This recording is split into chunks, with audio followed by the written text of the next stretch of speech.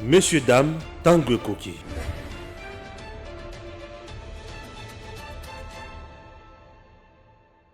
Plainte contre Martin Fayulu après Maïmanso amekaki kosala na mboka na biso tokolobela yango tokolobela lisusu mandoki na ndako toujours ya John Numbi na bato nyonso wana bavion eye na Kinshasa mpona kosunga toujours bana Congo et en dehors de ça tokolobela lisusu loi ya Noël Tchani ya proposition ya makambo etali verrouillage na calendrier oyo basali na niveau ya Assemblée nationale Mbosso Kodia ache yango te.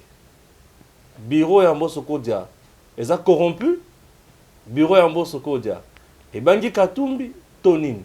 Est-ce que le pouvoir en place au banda ko taxer ke yenda zaki sima ya loi wana baboyi ko cha yango na calendrier po baba kyungo kufi kuna balobi bazala na Moïse na sympathie tonini. Bon, c'est dire que Moudiantou va essayer de répondre à toutes ces questions. Je suis avec lui sur ce plateau, chers compatriotes. Si vous n'êtes pas encore abonné sur Edem TV officiel, c'est simple de le faire. Appuyez là où c'est écrit abonné. Vous appuyez une seule fois. Et puis à côté, il y a une cloche qui est entre parenthèses. Voilà. Appuyez également une fois. C'est juste pour recevoir les notifications de toutes nos publications. Ah oui, on démarre. Inutile de voyager. Inutile de se tracasser. Arcis Style de Rêve, une boutique d'habillement et salle de mariage vient donner solution à vos inquiétudes. La boutique offre des articles de qualité 100% Turquie. La boutique dispose des robes pour mariage civil et religieux, y compris tous les accessoires, de vestes cérémoniales et de bureaux de grands messieurs, des robes de soirée et habillement de grandes dames, des chaussures basket, perpètes et mocassins hommes et dames.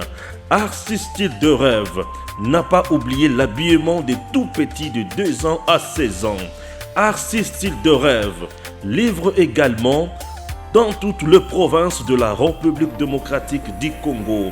Arcis Style de Rêve a des chemises de classe et tenues de conférences. Comment retrouver la boutique Arcis Style de Rêve?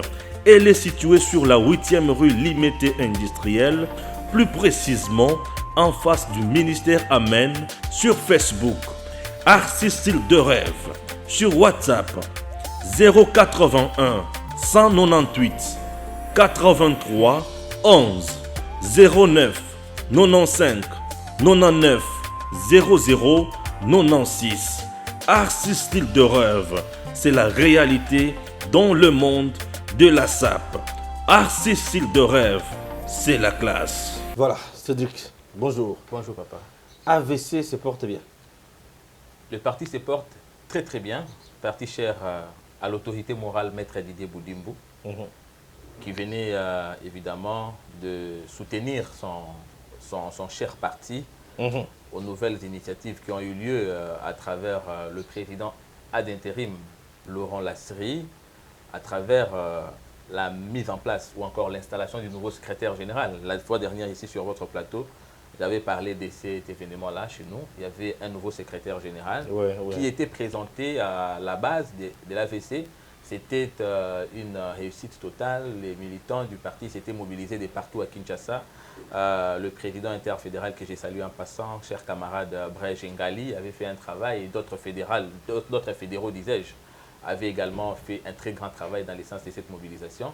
Et le nouveau secrétaire général est là. Déjà, c'est la nouvelle dynamique politique qui est en train de se créer. Il est maintenant en train d'écouter toutes les structures du parti, puisque chez nous, l'objectif, c'est 2023. Nous devons évidemment mettre fin à toute cette théâtralisation de la scène politique, faire réélire le président de la République, cette fois-là, avec une majorité confortable. Majorité confortable. Parlons un peu de l'actualité politique dans notre pays. Commençons avec la marche de Fayulu. Aujourd'hui, il y a une plainte déposée contre lui. Certains disent qu'il a insulté le chef de l'État, il a insulté la police. Comment vous réagissez par rapport à cette démarche? Je pense que réagir à cette démarche, appuyant ceux qui pensent qu'il faut porter plainte contre M. Martin Fayulu, oui, nous sommes en démocratie, ils peuvent bien, puisque de toute façon, il y a infraction, je pense, vous avez suivi la vidéo. Monsieur Martin Fayoulou, qui d'habitude, tout le monde le sait, c'est quelqu'un qui n'a pas les nerfs d'un leader politique. Il disjoncte facilement, surtout quand il est face à un échec. Comme celui-là, c'était un échec. Il y avait un échec? Un échec criant. Il doit remercier votre confrère Patient Ligodi, c'est ça, non? Oui. Qui avait au moins donné un sens à son activité. C'est le seul événement dont on a parlé. Si ces messieurs-là ne s'étaient pas déplacés, personne n'aurait su qu'il y avait une manifestation. Heureusement pour lui, un certain Patient Ligodi était là et que la police...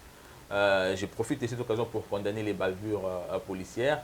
Malheureusement, il y a eu bavure policière sur le journaliste et ça fait un événement. Donc, nous avions plutôt, à la date du 15 septembre, comme événement, la bavure policière sur le journaliste Patient Ligodi. C'est tout. Alors, n'eût été cet événement-là, ça aurait été un non-événement. Vous avez entendu même, il y a des vidéos qui circulent, moi je l'ai même partagé. J'ai partagé une d'entre elles où Martin Fayoulou a tenté de descendre. Ceux qui étaient proches de lui disent en lingala, président Kokitate, Toza Mouké, Toza Mouké. Donc, ils avaient compris que la population n'avait pas répondu à son appel. Moi, j'étais le premier ici sur votre plateau à vous dire Martin Fayoulou ne représente plus que sa silhouette. Il est l'ombre de lui-même, il représente sa femme et ses enfants. J'ai beaucoup de respect pour lui. Derrière lui, il n'y a plus personne. Parce que vous savez, depuis la lutte contre le Kuluna, à Tchangou notamment, on a pris beaucoup de jeunes gens, et puis ces jeunes gens-là aujourd'hui travaillent pour le pays, ils sont en train de travailler au champ. Alors il n'y a plus moyen d'aller là-bas, instrumentaliser les gens, tout le monde est responsable là-bas. Ils savent très bien que Martin Fayoulou, premièrement, et son complice Adolphe Mozitou ne sont pas élus de la Tchangou. Donc ils ne sont pas élus de la Tchangou, mais ils partent mobiliser à Tchangou. C'est de la manipulation. Oui, c'est de la manipulation. Ça, c'est de la manipulation. Ils savent que nous n'avons pas d'intérêt à représenter terrain à Missoté. Alors au lieu qu'ils ne mobilisent, Adolphe Mozitu devait aller mobiliser dans le Bandundu, là où il était élu. Martin Fayoulou ici à Lukunga. Mais pourquoi vous êtes élu ailleurs, mais quand il faut mobiliser, vous partez à Tchangou? Je vous avais dit autrefois, c'est par rapport à la configuration de la population de la Tchangou. Premièrement, quand vous êtes à Pascal, il y a tellement de gens. Il y a déjà un embouteillage là-bas qui fait que les gens sont toujours là. Et parmi ceux qui sont là, c'est un secret des polichinelles, tout le monde sait. Depuis un certain temps, il y avait les phénomènes Koulounami, ton téléphone et tout ça. Jeune, on a toujours le long du boulevard. Alors quand Fayoulou vient, d'office, on filme, mais ça présente comme si ce sont des gens qui sont avec lui. Malheureusement pour lui, avec le gouvernement Sama, les dispositions ont été prises. Tous ces jeunes-là aujourd'hui travaillent pour le pays dans la lutte contre le Koulouna. Ils sont allés au champ. Alors il n'y a plus personne aujourd'hui qui peut être manipulé à Tchangou. Voilà pourquoi il est arrivé là-bas. Un non-événement, directement il a disjoncté. Il a commencé à dire des histoires. Mais pour revenir à votre question, il y avait outrage. Parce qu'il n'y avait pas le président de la République là-bas. Il est opposant. Ce que les opposants disent, il le pouvait bien. Mais jusqu'à dire que voilà tout ce qu'il avait raconté là. Moi, je pense que ceux qui sont d'avis qu'on devait porter plainte contre lui, c'est leur avis. Mais moi, je pense, à mon humble avis, qu'il n'y a vraiment même pas intérêt à suivre ça parce que c'était la manière pour lui de se défouler. Il n'a pas eu à mobiliser comme normalement. Il va mobiliser qui? Lui, il a fait ce qu'il pouvait. Il a mobilisé, non? Vous avez vu la contradiction même dans les spots de sa mobilisation. Il s'est présenté là-bas, hymne national retentissant. Il parle comme président de la République, mais il mobilise les gens pour marcher. Un président de la République qui appelle les gens à marcher sur le plan de la forme, vous voyez ce que ça représente. Et maintenant, je vous ai dit la fois passée ici que Martin Fayoulou ne représente plus rien. Martin Fayoulou devrait être humble à vouloir militer à côté de Katumbi et Bemba. L'effet de son arrogance, de son orgueil, les deux leaders qui l'ont propulsé, qui l'ont fabriqué s'étant retirés, il est resté avec sa base électorale de Lukunga. Or, pour lui, ils savent que de l'autre côté, pour mobiliser, c'est compliqué. Vous n'allez pas quand même aller mobiliser les gens de la Gombe, Ngaliema et tout ça, pour une activité qui franchement, est aussi assez sémantique que ça. Donc, il fallait, lui, aller à Tchangou, puisque dans sa tête, il y avait toujours ces jeunes-là qui les suivaient derrière. Peut-être que c'est un problème de son équipe de communication autour de lui. Les gens ne lui avaient pas dit a priori que là-bas, les jeunes gens-là ne sont plus. Alors, il est allé, voilà, c'était un échec. Face à cet échec, il s'est permis de dire ce qu'il a dit. Je pense, nous avons besoin de la paix. Donc, on peut, puisque ce n'était déjà pas un événement, l'effet d'aller porter plainte, c'est ce qui fera l'événement. Donc, laissons ça, ce n'est pas un événement. Ce n'est pas l'événement. Le message de Martin Fayoulou, dépolitiser la CENI, non au glissement, ces deux messages-là ne vous semblent pas être crédibles? En 2006, Martin Fayoulou était élu député provincial dans ce pays. Et il sait, quand il fut élu, la CENI avait la même configuration. Vous avez les délégués des partis politiques et puis les délégués de la société civile, notamment des confessions religieuses, pour diriger la CENI. Cette configuration-là était la même en 2011, où Martin Fayulu fut élu député national. Et d'ailleurs, cette fois-là, avec une CENI décriée par tous, hein, avant ça, nous étions chaque jeudi dans la rue pour réclamer le serveur central. Serveur central. Nous étions avec Martin Fayulu et il sait que c'était la même configuration. L'autre fois, c'était avec l'abbé Apollinaire Malmalou, de triste mémoire. 2011, Ngoïmoulunda. 2011, non, en 2006, je disais. Ah, ok, merci. Avec Malmalou, 2011, Ngoïmoulunda, qui était aussi des confessions religieuses, mais il y avait des représentants des partis politiques, cette fois-là, les professeurs Njoli et les autres. Martin Fayulu était candidat. Quand lui, il est élu, la CENI est apolitique. En 2006, c'était apolitique puisqu'il était élu député provincial. En 2011, il est venu se rallier à Étienne Tshisekedi. Il est élu, la CENI est apolitique. Cette fois-là, d'ailleurs, il a crédibilisé même une CENI décriée par tous puisqu'il était élu, alors que le peuple congolais voyait sa victoire être volée par l'ancien régime. Martin Fayulu a dit non, non, ma base m'a dit, une base qu'il est venu avoir à Limité, puisqu'il aurait eu une base, il ne serait pas venu là. Alors, il est venu, on l'a fait élire cette fois-ci, il change, il dit non, non. Il va crédibiliser ces institutions-là en entrant. Maintenant qu'il a échoué, sa petite base a été diluée dans la grande majorité de la population congolaise. Ouais. Martin Fayulu est aigri. Il n'est même pas opposant, mais il est aigri jusqu'à réclamer la dépolitisation. C'est ainsi que je voudrais, vous qui êtes journaliste, poser lui la question.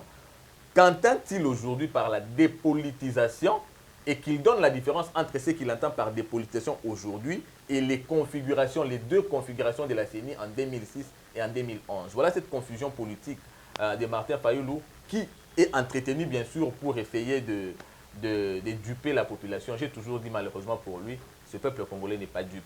Quand je disais que ce peuple n'était pas dupe, peut-être que beaucoup d'entre les Congolais n'avaient pas cru.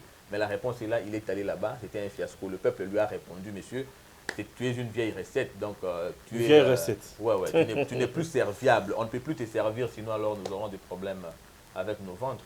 Il est déjà un politique désuet. Insulter les militaires, insulter les policiers. Vous avez vu une vidéo... Insulter, donc cracher même des insanités sur le président de la République. Il dit il a une légitimité, il a la majorité, il crée même un défi, hein. Il met le président au défi pour qu'il descende aussi sur le terrain pour qu'on voit sa légitimité. C'est très horrible là. Descendre sur le terrain pour qu'on voit la légitimité, mais lui qui était descendu, la légitimité c'est le peuple. Oui. La légitimité, qui était avec lui sur le terrain. La légitimité c'est pas l'effet des individus. La légitimité est conférée par le peuple. C'est le peuple qui consacre la majorité d'un pouvoir. Et approuvé aussi par les lois. Approuvé, oui, bien sûr. Donc vous êtes légitime. Les lois consacrent la légalité, puisque là, vous prêtez serment, vous êtes devenu légal. Donc, le fait de la légitimité et la légalité, vous voyez, ça fait d'un président chef de l'État. Très bien. Vous voyez? Il est président de la République, élu par le peuple. Quand il est élu par le peuple, il est président de la République.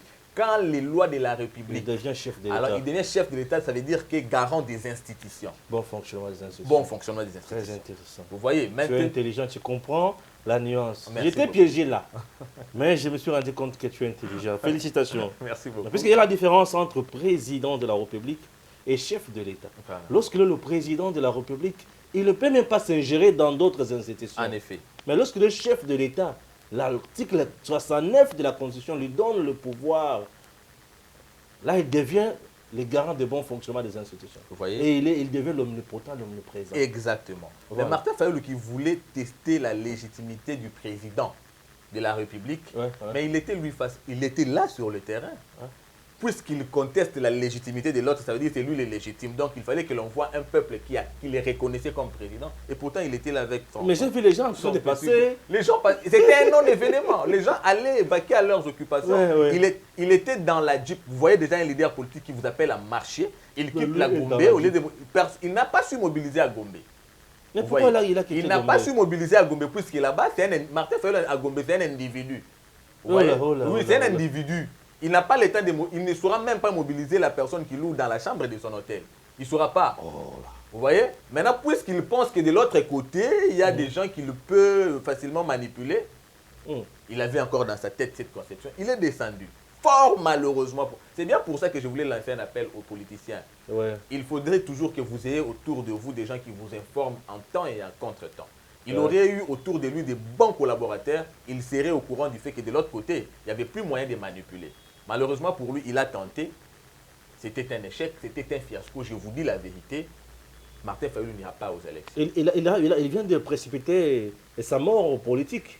Non, sa mort électorale, bien sûr. Non, non, sa mort électorale était déjà prévisible. Je vous avais dit la fois passée que Martin Fayulu était en train de chercher un motif pour ne pas aller aux élections. Ah, oui. C'était pour lui justement trouver un motif pour ne pas aller. Il savait qu'il ne peut pas aller aux élections. Vraiment, il n'a pas de base. Il n'a pas les moyens pour aller aux élections. Il s'agit de quels moyens? Non, les moyens de sa politique, non, les moyens de ses ambitions. En politique, les consommateurs, c'est comme chez les chrétiens. Ouais. Les consommateurs de la foi, c'est Dieu.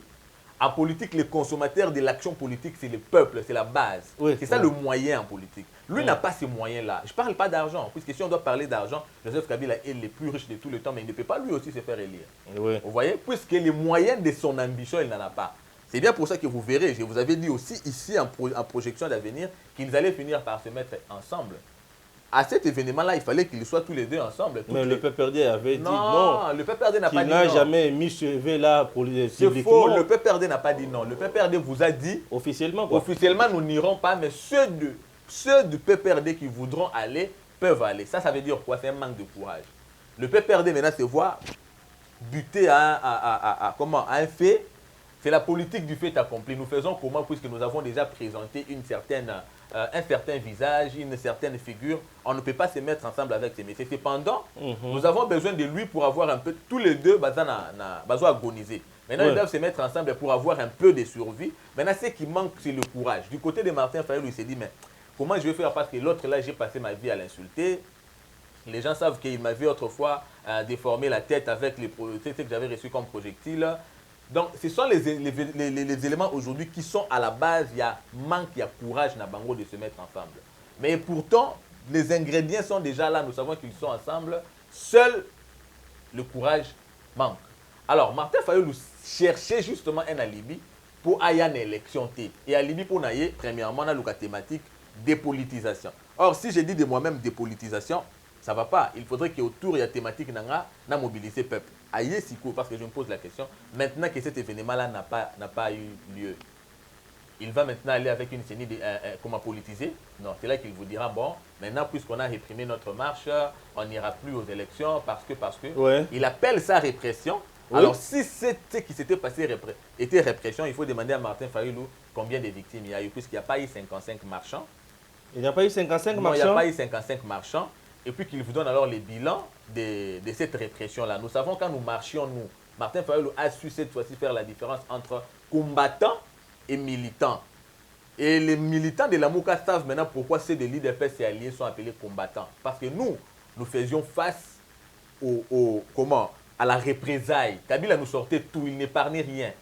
Il a envoyé même sa garde républicaine. Martin Fayulu a été doigté, il a dit on m'a doigté partout. C'est ridicule, c'est simplement ridicule. Vous avez vu, maintenant là, même les petits-enfants vous disent des histoires. Il a été doigté dans l'entendement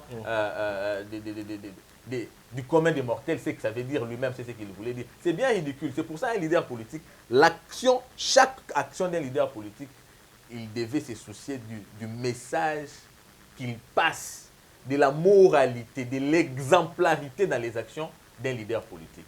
Alors Martin Fayulu, puisque lui ne se soucie jamais de ça, il raconte ce qu'il peut raconter. Il a injurié, vous avez vu les images de Félix Tshisekedi en tant qu'opposant. Il a connu la même tracasserie, mais il leur a dit non, mais vous ne devez quand même pas abuser de la tranquillité des gens.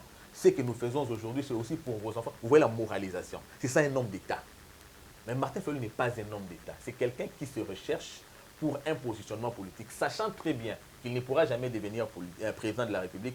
Azo Lukasko a agité la situation, a créé crise et a formé naïe, comme ça va payer sa portion moko ya pouvoir. Il veut nous pousser au dialogue. Ah, bien sûr, il veut pousser au dialogue. Non, il y a une crise que lui entend à sa manière pour payer sa qu'il ait au moins une survie financière et se faire une santé financière pour aller aux élections. Cette fois-là, se faire encore élire comme député. Hein. Voyez? Non, comment? Non. Comment il va aller comme président puisque cette fois-là, on ne va plus rentrer à Genève. Tout le monde connaît son sale jeu. Hein. voyez que Katumbi va encore aller à Genève et puis Katumbi était allé là-bas puisqu'on lui avait réduit les À passeports. cette fois-ci, l'opposition n'aura pas besoin d'un candidat commun. Non, même s'ils ont un candidat commun, je vous dis, c'est pas ça un rouleau compresseur, c'est compliqué. Et c'est quoi le rouleau compresseur? C'est Fatih Béton. Ah bon? Ouais. Ok. Bon, c'est ce qu'on verra. Parlons de la deuxième thématique. Elle est liée, bien sûr, à la rentrée parlementaire. Loi Tchani déboutée, Katumbi sauvé, puisque selon ses adeptes, la loi visait Katumbi. Et Mbosso a eu peur, bien sûr, du fait que Katumbi avait dit à ne pas franchir la ligne rouge, et la ligne rouge n'est pas franchie. Tout le monde a eu peur de Katumbi. Il a frappé fort. Non. Loi Tchani. Non, non. Bien sûr, là, sur le verrouillage, Katumbi avait dit, si cette loi est déposée et adoptée, là, vous avez franchi la ligne rouge. Et aujourd'hui, tout le monde n'a pas franchi la ligne rouge. Rien, personne n'en parle. Alors, dans ce cas, je pense plutôt que Moïse Katumbi serait correct envers lui-même et serait un homme politique exemplaire s'il présenterait d'abord ses excuses à la nation, mais également au président de la République. Katumbi doit présenter ses excuses à la nation. Il a prêté intention au président de la République de ce qu'il lui n'avait pas. Parce que, la loi Tchani n'a jamais été portée par un membre de l'UDPS, encore moins un proche du président de la République. C'était un individu, un Congolais lambda, de la même façon que mon frère qui me regarde. Puis vous pouvez aussi aller le faire. Mais il est allé jusqu'à faire des menaces. Si c'est ci, je ferai cela. Si c'est ci, je ferai cela. Et pourtant, c'était une proposition. Vous voyez? Une proposition portée par un député. Et cela dépendait de l'examen. Vous voyez, on allait examiner si effectivement la proposition était fondée pour qu'on puisse l'aligner à l'ordre du jour. Et déjà, lui, il avait peur. Je suis content dans tout ça puisque le peuple congolais sait quel politicien il est. Nous avons besoin de tout le monde. Le Congo a besoin de tout le monde, même de Martin Fayoulou. Parce que c'est un Congolais. Nous avons besoin de tout. Chez nous, à l'AVC, autre vision que nous disons, ensemble nous pouvons. On n'avait pas besoin d'écarter les uns pour avoir les autres. C'est d'ailleurs très bien, ça s'est très bien fait. Moi, je loue le fait que cette loi n'est pas alignée. Comme ça, nous allons voir, parce qu'il y en a qui avaient dit, non, les jeux du pouvoir, c'est d'écarter les uns et des autres pour avoir Félix Tshisekedi comme seul candidat. Maintenant, tous ils seront là. Vous voyez, tous ils seront là. Nous avons souhaité qu'ils soient tous là pour voir comment Félix Tshisekedi va les écraser tous. Donc désormais, les Zambiens, les Tunisiens, les Italiens, les Chinois peuvent devenir présidents en RDC. Je ne suis pas en train de saluer, je n'ai pas donné mon avis par rapport à ça. Je constate ce qui est fait. Nous avons constaté... Oui, mais ma question a besoin vraiment de votre avis. Écoutez, nous avons constaté que l'Assemblée nationale n'a pas aligné. C'est bien pour ça que le premier volet de ma réponse était de demander à M. Moïse Katumbi, si seulement ici il était sérieux. Et ces différents communicateurs, nous avons vu tout ce qu'ils ont dit, qu'ils reviennent alors présenter leurs excuses, retirer ce qu'ils avaient dit. J'espère que vous avez un deuxième volet. Hein. Le deuxième volet maintenant. Oui, c'est lequel? D'abord, il faut souligner deuxièmement qu'il n'y a pas eu... On a peur de qui? On a peur de personne. Oui, mais vous avez reculé face à la pression. Les Katumbi, j'ai l'impression. L'Assemblée nationale ne reçoit injonction de personne. La démocratie, c'est aussi la séparation du pouvoir. Ils ont apprécié. Pèse, hein. J'ai l'impression que Katumbi pèse beaucoup. Non, écoutez, tout le monde pèse. Hein, on est face au peuple congolais. Moïse Katumbi était avec Joseph Kabila en 2006, en 2011. Alors, Joseph Kabila a triché face à l'opposition. Il aurait été fort, il n'y aurait pas eu de tricherie. Ils allaient gagner normalement. Nous avons besoin de tout le monde. Vous aussi, vous pèsez. Lui, il pèse. Votre caméraman pèse. Tout le monde dans son coin, il pèse. Personne ne peut ici minimiser le poids des autres. Mais nous disons seulement que il n'y a pas eu crainte. Il y a eu appréciation. On a apprécié le bien fondé de cette proposition de loi. Nous ne savons pas si on a écarté, on a relégué, on ne sait pas, parce que la législature continue. Ce n'est pas la dernière session parlementaire. Nous ne sommes pas tous les deux ici, ou encore ceux qui nous suivent, membres du bureau de l'Assemblée nationale. C'est à ce niveau-là que le travail est fait. Mais ce que moi, je peux dire par rapport à mon avis, je dirais qu'il y avait nécessité au moins de voir le bien fondé de cette proposition. Parce que nous sommes un pays, nous avons déjà connu beaucoup de problèmes. Ce qui se passe à l'Est, en dépit de l'état d'urgence, nous le voyons, nous le regrettons tout de même. Je pense qu'il y avait nécessité de tirer les conséquences du passé pour comprendre que la sécurité d'un pays commence d'abord par la protection de la fonction président de la République. On ne peut quand même pas la jeter en pâture comme ça, n'importe qui deviendrait président. Nous avons toujours pleuré ici depuis que Kabila est au pouvoir, l'armée est infiltrée. Quand l'armée est infiltrée, elle est tout de même inefficace, puisque vous avez au sein de l'armée des personnes de la nationalité du camp adverse.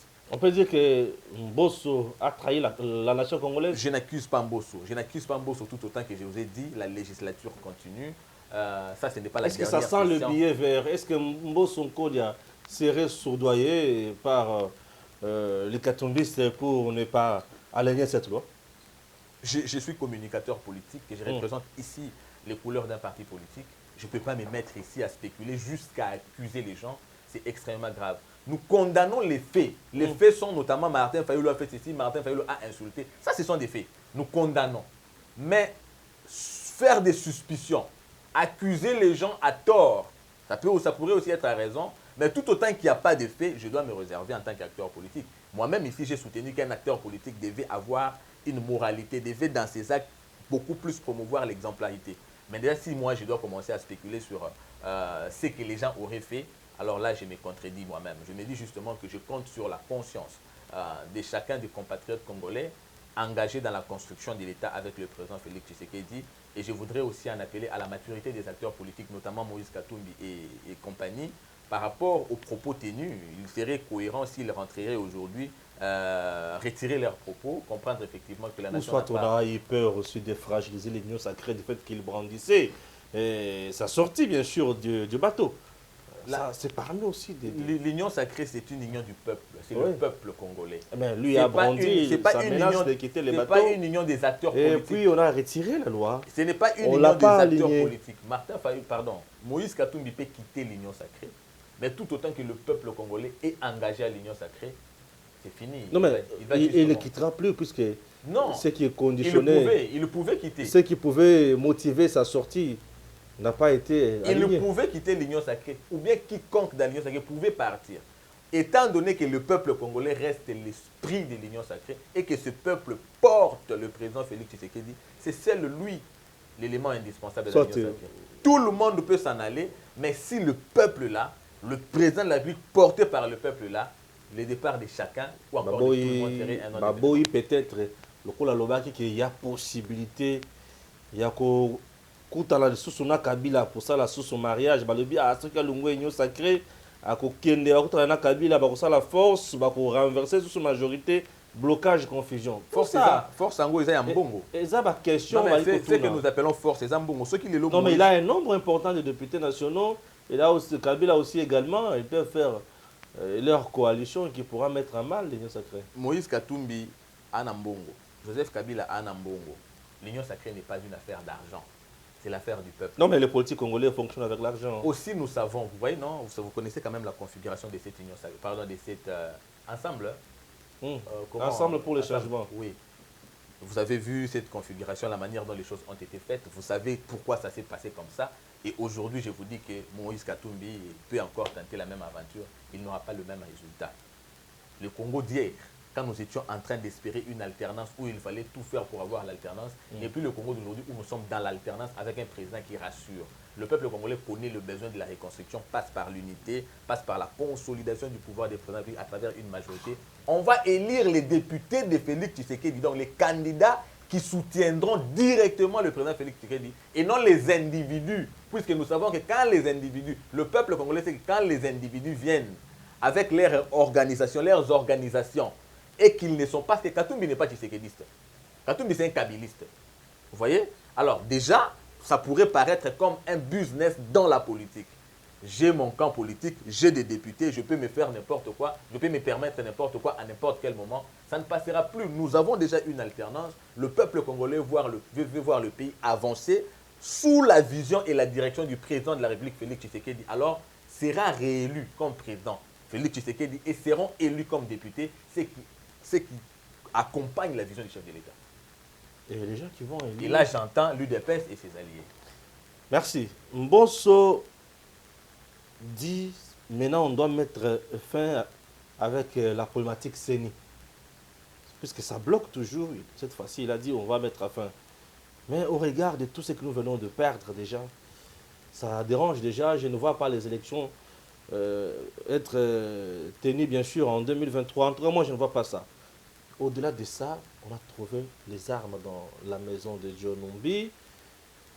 Et une frange de population pense que Kabila doit revenir au pouvoir. Des avions qui viennent d'atterrir, bien sûr, au niveau de l'aéroport international de Njili, mais on dit que ce sont des avions en location. Ou juste, les warriors la font quoi? Non, je commence par ces sujets d'avion. Mhm. La population comprend aujourd'hui que le président de la République est à son écoute. Avec des avions loués. Non. Ceux qui disent que ce sont des avions loués n'ont qu'à brandir les preuves. Libre à eux. C'est ça aussi l'opposition. Moi, je regrette aujourd'hui d'une opposition qui n'a même plus d'idéal. Hein? Donc, si aujourd'hui on baisse les prix de foufou, l'opposition vous dira non, mais les peuples congolais à 80% mangent du riz. Et quand on baissera le prix du riz, demain on vous dira non, non, le peuple congolais mange la patate. Vous voyez? Donc, avec cette opposition, l'idéal ne sera jamais atteint. Alors, moi, je loue plutôt les faits, je loue les actions qui sont faites par le gouvernement, notamment les avions qui s'inscrivent dans la logique du social. Vous voyez? Les avions permettront la transaction, les déplacements des Congolais. Donc, nous avons répondu à un point important du social des Congolais. Pourquoi? C'est ça l'expression de la volonté politique. Quand le président est entré, gratuité de l'enseignement, l'opposition a crié non, mais gratuité en école, les athées. Non, nous posons un acte pour constater maintenant qu'est-ce qui se pose comme problème. Quand nous avons le problème, nous nous attelons maintenant à résoudre ce problème-là. Bah, quitter si va prix avion, bah avion, on va quitter si va prix, bah avion est athée. Nous avons constaté le problème, effectivement. Il y a flambé de la demande, vous comprenez? Puisque la demande a augmenté, il faut maintenant répondre à cette demande. On vous amène des avions. Donc, en fait, les présidents de la République évoluent normalement selon les besoins qui se présentent, les besoins du peuple congolais. Il n'a pas de bâton magique pour directement donner satisfaction à tous les problèmes des Congolais. Mais puisque c'est un processus, il a 5 ans, il en a déjà fait ce qu'il a fait, ce qui reste, il fera. Et après 2023, il continuera à faire. Pour le moment, nous sommes dans les bons. L'opposition va rester dans les critiques, mais le peuple constate, le peuple prend acte en 2023, bic rouge. Je prends le point que vous dites, CENI. Non, écoutez, nous regrettons, nous l'avons toujours regretté que l'on ait connu ce retard. Mais nous ne l'avons pas connu puisque nous le voulons. C'est juste que nous avons une classe politique qui ne comprend pas ce qu'elle veut. Il y a un calendrier électoral qui doit s'activer et pour qu'il s'active, il faut organiser le bureau de la CENI. Et l'organisation du bureau de la CENI, nous connaissons comment ça se passe. Mais maintenant, la classe politique inféode l'organisation des églises, tirant les ficelles pour essayer de retarder par rapport aux intérêts politiciens. Malheureusement aussi, nous regrettons le fait que l'Église qui nous a accompagnés dans la conquête d'une alternance pour qu'il y ait changement aujourd'hui, elle ne sait plus ce qu'elle voulait. La démocratie, on ne veut pas comprendre, on s'attelle aux intérêts et tout ça. Ce retard ici ne sera pas attribué à ceux qui gouvernent le pays, puisque le président de la République ou encore les institutions de la République ne sont pas ceux-là qui doivent désigner les animateurs de la CENI. Nous sommes aujourd'hui dans un état de droit, nous nous référons à ce que dit la loi. Que dit la loi? Il y a eu retard, puisque c'est ce qu'ils ne comprennent pas. Comme il y a retard, nous n'allons pas considérer ces retards qu'ils sont en train de créer comme une crise, puisque nous connaissons la démarche.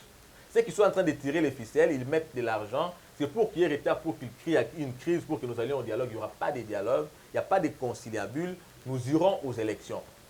Quand bien même ces élections pourront être retardées par rapport à toutes ces manœuvres, nous irons aux élections et la loi va s'appliquer. Que dit la loi par rapport à cela? Le président restera là jusqu'à l'installation, puisqu'il ne s'agira pas de l'installation cette fois-là. Nous aurons le statu quo, le président va être réélu, nous attendrons l'organisation des élections et quand les élections auront eu lieu, le président réélu par le peuple congolais continuera son travail. C'est un appel, ça vaut un appel à toutes ces personnes qui sont impliquées dans cette démarche. À ce niveau, l'Assemblée nationale, d'activer justement la maturité et la sagesse, comprendre que le grand travail a déjà été fait. Les 6 confessions religieuses et enlever l'option sur les 8, bien sûr, c'est la voie de la majorité. Il faudrait bien finir le travail qui avait déjà commencé.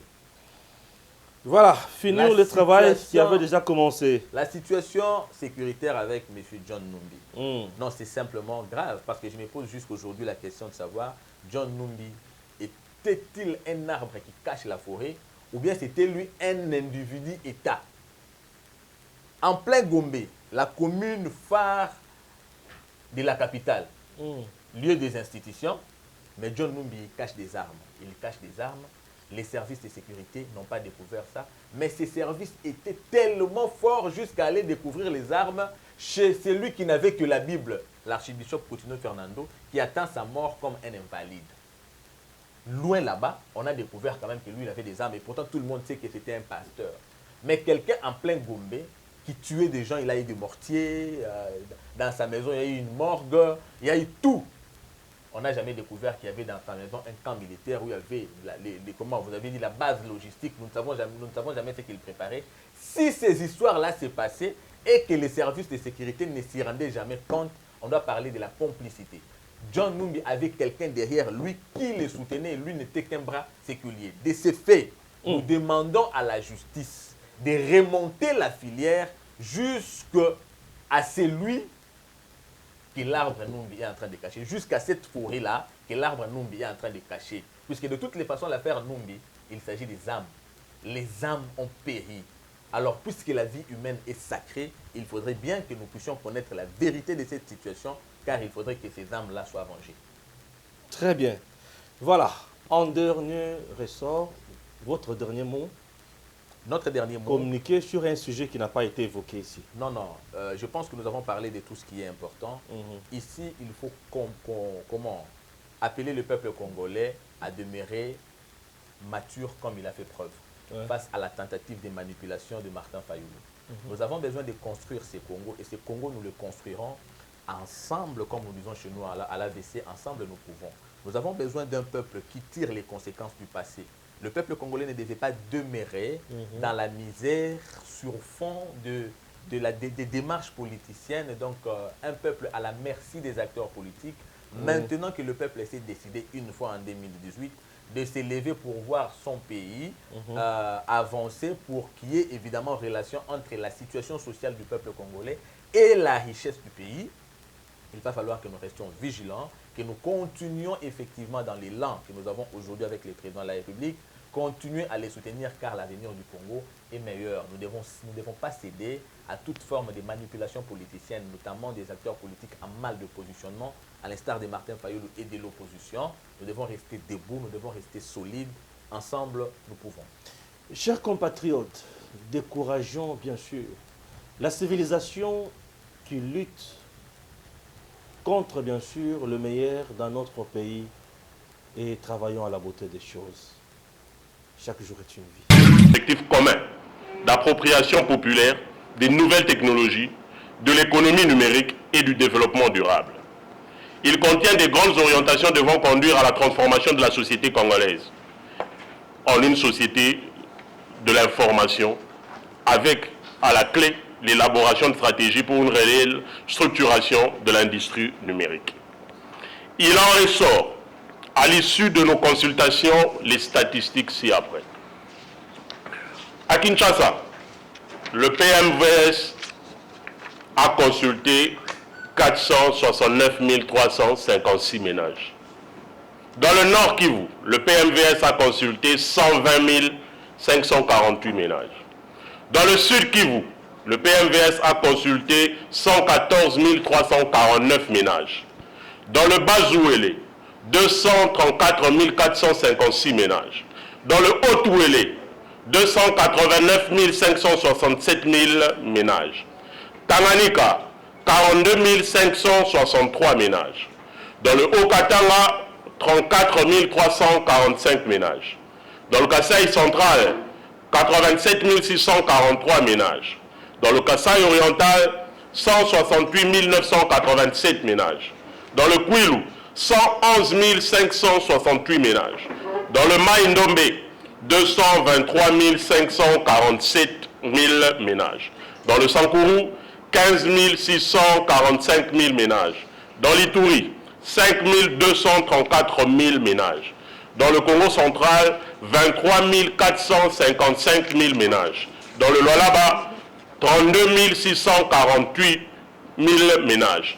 Dans le Kwango, 22 541 ménages. Dans le Chopo, 177 965 ménages. Dans le Olomami, 24 345 ménages. Dans le Maniema, 135 456 ménages. Dans le Kasaï, 545 435 ménages. Dans le Lualaba, 22 788 ménages. Dans le Mongala, 14 678 ménages. Et à l'Équateur, 22 456 ménages. Le total des ménages consultés s'élève à 2 398 954 ménages. Sur ce, voilà les propositions de la population d'abord consultée physiquement. Là, je parle de la proposition de la population que nous avons visitée. Nous voulons connaître RAM. Deuxièmement, le mécanisme de la redevabilité.